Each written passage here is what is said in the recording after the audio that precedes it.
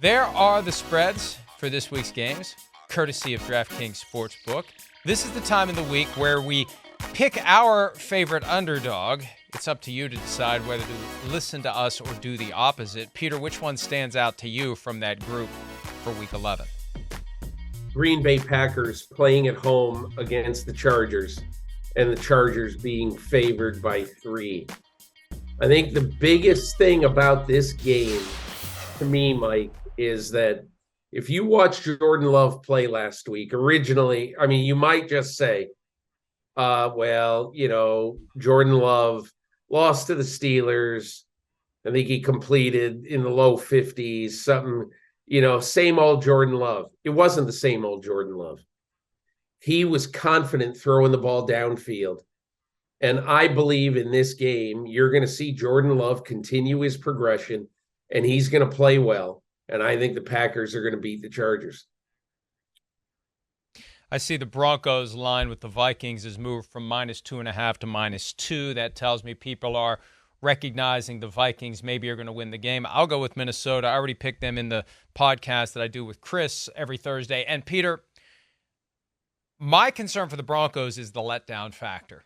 That crazy-ass, down-to-the-wire, should-have-lost-it game in Buffalo on a Monday night, fly back to Denver, and have to get past that. And I say that because last year, same week of the season, Week 10, Minnesota was in Buffalo, had that crazy, nutty goal line fumbles and Justin Jefferson climbing the ladder to make the catch, and the Vikings won that game, and it was Kirk Cousins with his shirt off on the flight back, and they got beat 40-3 by the Cowboys the following Sunday because they had a letdown, because it was just too much to continue to parlay that magic. That magic just comes back and bites you in the butt. So I know Sean Payton will be riding them every second about not having a letdown. I just think the letdown's coming. And one other note about that game that I think is fascinating, and it just shows how a good owner makes a difference.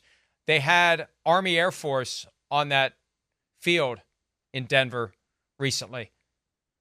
Greg Penner wrote the check, tear it up, and put in a new one. They did that last year, too, near the end of the season. For player safety, tear it up and put in a new one. Whatever it costs, tear it up and put in a new one.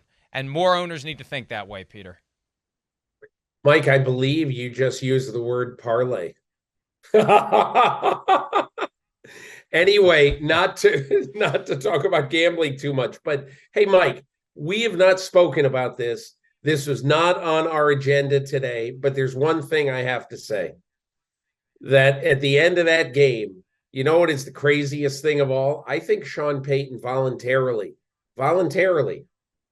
wanted to make that Mayday play a Mayday play because of the 2 extra points that had been missed earlier in the game.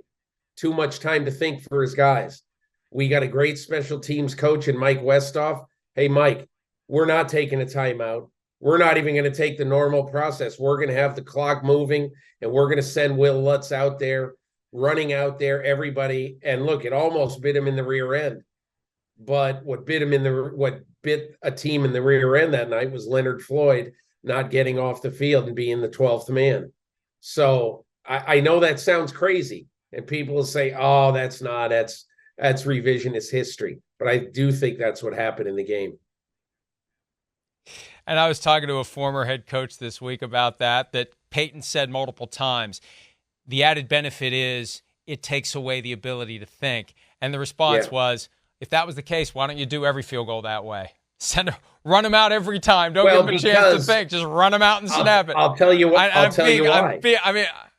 Yeah. Right. I'll tell you exactly why. Go ahead. Because he wouldn't have done it had they not blown 2 extra points, one by the kicker and one by the holder. So he just said, screw it. We're not going to do it this way tonight. I don't think they're going to do that regularly, nor should they. But he just felt something weird. And he said, we're running out there and we'll see what happens. Now, look, who knows whether that's absolute reality, but I think that's what happened. It was quite a memorable game on Monday night, and hopefully we'll have a few more memorable games this weekend as they approach on Sunday. Hi, it's Mike Florio. Thanks for watching PFT on YouTube. Hit subscribe for the latest news and analysis from Pro Football Talk.